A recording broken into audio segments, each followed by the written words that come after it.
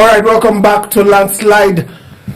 The story doesn't ever end. Like what I said the last time, we keep hearing of this kidnap every day. They're not even afraid, no matter the statement that is oozing out from the presidency. 20 villagers, farmers kidnapped in the midst of the assembly. National, the Senate saying, any bandit you catch, kill him. I mean, they're not even afraid. They are daring to go to where they want to go. Kidnap people as if nothing happened. The woman said, one of the correspondents said, the place is just about 500 meters from an army camp. Okay. You know, when I had a statement coming out from the executive the last time that, you know, rescuing people who are kidnapped is priority. Nobody is doubting that. Yes. But after that, what do you do to the criminals? You begin to negotiate with people. You begin to allow them. You know, we cannot by any means solve this problem without disarming Fulani militia. If you are to separate Boko Haram from Fulani militia, Boko Haram kept most of their fight in Borno. They were easier for the army to handle if they were sincere about it. Even when Goodluck Jonathan brought mercenaries to deal with them, they were easier to handle until people that say, no, you are killing them too much. They were easier because they were, you know, in that location. But you see, these bandits that wants to penetrate with the aid of Gumi's advocacy, want to penetrate everywhere. Until you disarm them, until you go ahead and make a deliberate effort, disarm them, destroy all of them, you all decimate them to the extent that you can start bringing them to the court to face the judge to say whether they are guilty or not. You are not going to have peace in Nigeria. There's no need deceiving ourselves. You can declare state of emergency. We saw what the statement that was released by the presidency, declare state of emergency on the entire Nigeria. Beautiful. In that state of emergency, the only active element I saw is the DSS, the directive to the DSS to go into the forest and flush them out. We believe that flushing them out does not mean negotiating with them. It means destroying them. That is the only way you are going to get these things solved. That's the only way you are not going to be hearing that farmers are kidnapped, women are kidnapped, wives are kidnapped. This one happened in Shirolo local government. It's the same Niger where over 300 children were kidnapped. By the grace of God, about 50 found their way back home. So until you destroy these people, we will keep hearing. At a point, it's not going to be news. We just started reporting them recently because of Donald Trump's tweet. Truth remains that this has been happening. They didn't take a break. The media suddenly found their voices in the last 2-3 weeks about kidnap. Nobody was reporting kidnap anymore. I could tell you. Apart from Truth Nigeria and a few international organizations. It was like a normal thing. Because they want it to be normal. They want cutting people's throats to be normal. They want smashing people's heads to be normal. They want going into villages, raiding all of them, doing all you can to do to chase the villagers away from their central home. They want it to be normal. And it never ends. So we have to take a deliberate effort. You can recruit 50 million youth, according to whatever, into the army. But the order they have is not to destroy these bandits. Nothing is going to happen. After all, Brigadier General Musa was ambushed. What is the fate of ordinary 10,000 soldiers or 20,000 soldiers or 50,000 new soldiers you want to employ? If the fate of a brigadier general, a commander of brigade, was that he was ambushed and his WhatsApp chat was seen in the hand of these murderers. So you can understand it's about the willpower and the decision. When the NASS say yes, we should never negotiate with them. I'm even surprised that the executive are thinking that we should negotiate with these people. I think the NASS stood to the right ground. They said it as it is. They stood the right ground. You can't negotiate with these people that said there will be no peace in Nigeria. You Philip, there are a lot of things that amaze me. If 3, 4, 5 people moves in the bush, we can pick it with the technology we have today. 250 young children are moving within the confines of Nigerian borders, and the security that are equipped to do this thing cannot find where they are, their location, and decimate these terrorists. Are we joking or not? You see, we are a big joker. I'm wondering why you think that they don't know where they are. Have you forgotten the statement of the Inspector General of Police? Have you forgotten the statement of Bayo Nanuga that we contacted the bandit and they cooperated because they know the consequence of what they are doing, and they repent and they release the captor. So when you ask if you see what has happened, why is it a normal thing? It is because it is a business for Gumi and government. Because if it's not a business, a man who commit a crime, that is why Husseini Rufai had to tweet on his handle that if you will jail Nnamdi Kanu on flimsy excuses of a man who is agitator, who is asking that he's supposed to be treated fairly, but those who kidnap people in attempt to kidnap 38 persons, 3 persons were killed. You do nothing to these people. All you did to negotiate with them, even pay ransom. And what that amounts to is that you are, equipping the bandit because you are enriching their economy. You are giving them, you are embodying them to do more. That is why the 20 farmers in Niger has been kidnapped, because when they kidnapped these 20 farmers, the governor of Niger State and the federal government, we approached to them because the Inspector General know how to contact them, or Nanuga know how to contact them through the DSS, and they will release them. And when they say they don't tell you what they did for them to be released. So they are working hand in hand. So how do we get here? It is when you get here when you have a process that is not following the due process of law. You see, we are here today because this is what we bargained for. Because if the Nigerian people know themselves, do you know what we want? Because you have a man who said, even though you didn't vote for me, I'm here now. You've always said it. This government we have is a government who do not listen to anybody, who always do what is in their mind, no matter what people say.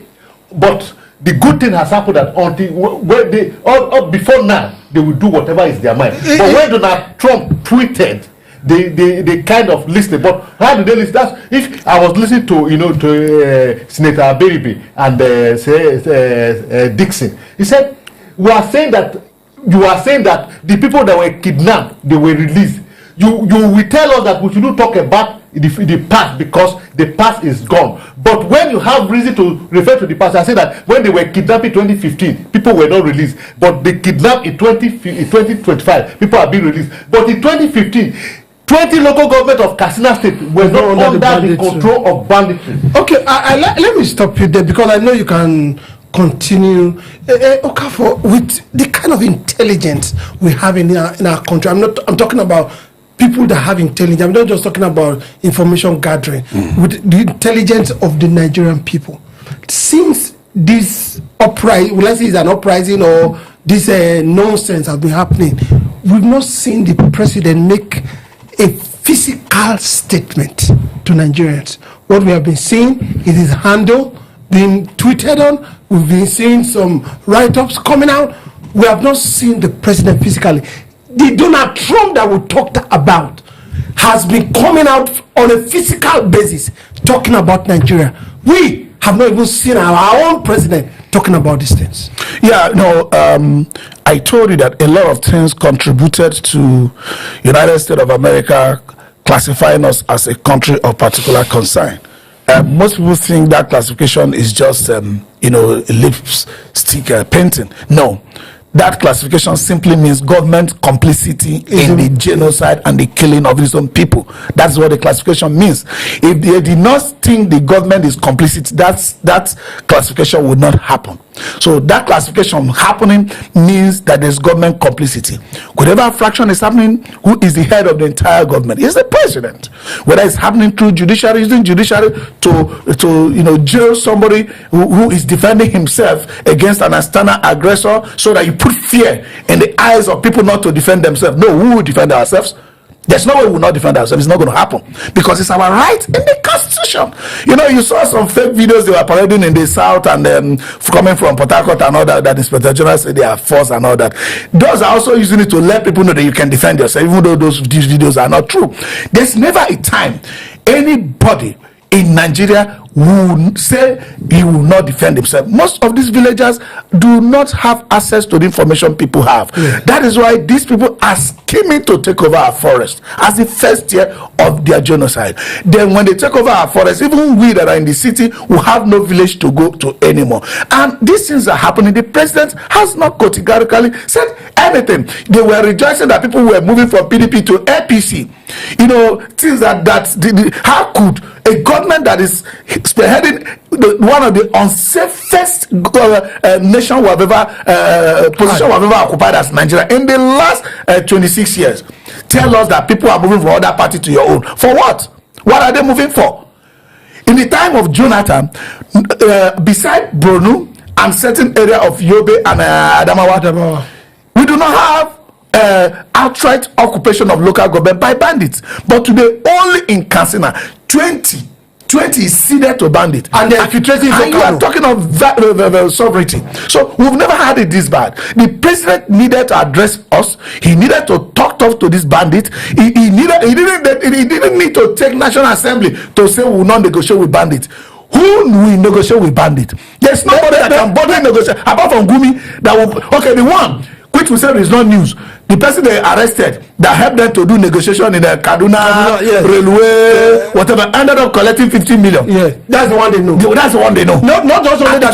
That got to tell us. Not just only I collected 15 million. He also advised the bandits on how they should go, so that they should negotiate individually. Now I want to ask you, from that, what happened in the case of that Kaduna Abuja rail incident, where we realized that somebody that helped them to negotiate eventually collected 50 million from that proceed? What do you think should be happening to Gumi, who has been spearheading and the advocacy for this bandit killing people? You know that guy is a Gumi's PA. I'm sure you are. Whatever he is. Now let me ask you.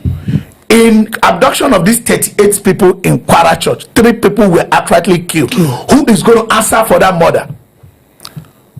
The IGP told us that if people embrace peace, open on television, I watching that. If people embrace peace, what do I do? Imagine.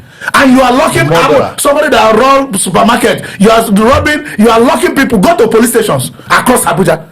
Go and check the kind of the people they have. That's why when EFCC come and say we have 5,000 convictions, I say how many governors are there? The people that control our resources are governors, senators, and how many are there? Out of the former governor from 1999 to today, how many governors are convicted? The 10,000 convictions you have, who are they? Is it Yahoo boys? I'm not saying what they are doing is also good, but I mean, who are they? So the people, our police station filled up. Go and check. They are overstretched. In short, once your crime is not much, they can even tell you to go because their facilities are overstretched. But who do we have there? Small crimes. Why you reward high crimes? We can't continue like that. The president has to come out. I love the order they say he issued to DSS. That order should have been natural ab initio. I mean, DSS didn't need to be told to do their job. But eventually, this is where we'll find ourselves. And also love something I want us to discuss in detail. That president has told the National Assembly, the people need to know, to start looking into the laws for state creation, police creation. Well, it has always been an advocate. You see, the police creation we're talking about is also in line with restructuring of the federal structure that we are operating. We are saying that the federal structure is not well put together the way it is right now. Some states, definitely other states are richer than some states, whichever way you see it. And that restructuring the police, should they be restructured in that form? What perfect way do you think the police can be restructured? You see, yes, we may wish to give kudos to Mr. President, but it's coming rather late, because when Mr. President was the governor of Lagos State, then he was an advocate. He was an advocate. So one thought, even after he had left the office as a governor, he's been in the forefront of state creation and the entire restructuring of this country. We expected that as he become the president, the first thing he should look at is the federal, the proper federated states. But it takes the security structure to get to this point for Mr. President to remember that there's something like state police, and this, you see, And this is what he can do by what we call executive order. It is now is calling on the Senate to see what they could do. All these are, I don't think the president is serious about the state police, because it's going to take, the process of lawmaking. So if you ask, this thing has been in the front burner for a long time. It's been with the Senate. So why call it, or why don't you just use the executive order to ensure? Because it's part of federation. Because in a true federalism, the state has their own police. They even have a back camera system of legislation. They have the House of Assembly and the Senate in America. So if we said our constitution is modern after the American Constitution, we should have everything that is operational in the American system. So can I tell you something? Go to states. We had it in the news in Zamfara how they are mining gold and taking away. Yes. Let me tell you, if Zamfara state government have their own police, and the income to run Zamfara state government is going to come from the mining of the gold, no Chinese man will come there, take gold and go away. It's not going to happen. They'll make sure they handle It's everything. not going to happen. It's not going to happen. Because that's going to be a part of their That's income. only where true the government will fit. federalism. A true federal state is that the state earn their income and pay tax to the federal purse. Yes, So 20, that, 50%. in addition to what you are supportive of what you say, that so the state will do everything to protect their resources so that they can earn their income to develop their state, to protect what is within their state. But in this case, we said we have the federal state, whereas we are running a unitary system of government because everything is centered on the federal government. You are the advocate of the governor not doing enough. The governor cannot do enough because the operational system does not allow the governor to do what they ought to have done. Okay, now Niger State, that borders Kwara State, that borders Kebbi State. Yeah. Am I correct? Yeah. Am I correct? Yeah. Within these three states, can we not marshal these states? Right? Who are we? Exactly. Who are we? The Nigerian, Let me tell you, Nigerian police, if you want to stop the Nigerian if you want to military. solve Nigerian problem as it is, you need state police. Bago needs the police he's going to command, under his command and control, to say, invade this forest, get me these girls. This governor Idris that was almost crying like a baby because of receiving of intelligence, asking people to probe who commanded the withdrawal of the troop guiding these girls. Governor Idris will not be in that position. He will be in the position to order the people to remain there until I destroy this threat. That is what you have. Let me tell you, the fear of that they will use it for election. Election is in 4 years. Don't worry about that. It's not, there's no thing you are going to give that you are not going to take. Every governor will have what it requires to protect their state. Let me tell you, there's no poor state in Nigeria. Hydrocarbon will fade away very soon. Go and read the book written by Deacon Chris Iyowa, The Hidden Treasures in Niger Delta. You find out that he wasn't even talking about hydrocarbon. Hydrocarbon, this oil, because it's easy to put pipe and flow, it will soon fade. It's already fading away. There's no state in Nigeria that is poor. They are just not able to look inwards, and oftentimes, like in case of this mining happening in the northern states, they don't have the power, the facility, to protect the place. And the Chinese have found ally in stealing our resources, giving bandits guns to safeguard them, and at the end of the day, when they are not there, the bandits will use this gun to gun and kidnap our people. Philip, let's talk a little bit before we start running up about the complacency of the government and also the moves in the military. Not just only the military, in all the armed forces, including the government as well, where information dissemination gets to those bandits before we are out of the meeting. The bandits already know what's going to happen. I'm going to speak on two things. First, the son of Gumi, big commission in the Nigerian army, is a big threat to information that will be gathered in the military. Then secondly, the former deputy speaker of the House had just alleged or that confirmed that Boko Haram members are being listed into the Nigerian army. So tell me, if a Boko Haram is in your midst and you are gathering information to go out to fight against Boko Haram, where do you go from there? And that's what has happened to General Musa Umba, because they were communication, and the communication was in the hands of the enemy. So the problem we have is that was saying that, look, If we are saying that we are going to recruit people, we should do background check of the people who are recruiting to our army, into our intelligence, the department of the state service and what have you. It's only then, because, and one of the biggest problems we have in this country, the biggest, you and I are aware that even the army they want to recruit, it is the politicians that recommend them. And who are these politicians, these people that they recommended? Is this their term they use? People you cannot speak of their character across the board, both the north, south, east, west. So this is where you have problem. The people they recruit into the Nigerian police force, the Nigerian army, they are people with questionable character who can train the Nigerian, Nigeria for peanut, and that is why he talked about patriotism. These people have nothing. They don't have any alliance to Nigeria. All they want it is the value problem. Okay, there's something I want you to speak on because I know you said it today. If terrorists, Boko Haram, whatever it is called, goes into a village or a Christian village, for example, they don't kidnap people out. They kill them mercilessly. Yeah. When they go into a Muslim community, they do a kidnap for ransom, and we see them come back. You see, if we get into that, we are going to have to be putting events side by side, and we are going to subvert into justification of the Christian genocide, which is happening, and it's a fraction of the entire genocide, entire killings going on. It's not the only thing going on, but it's part of the things going on. But the most important thing I want to say here, on a short-term basis, the forces we have can go and decimate. I said, in well-equipped police working together with DSS, remove even military, will disarm these bandits in less than 30 days.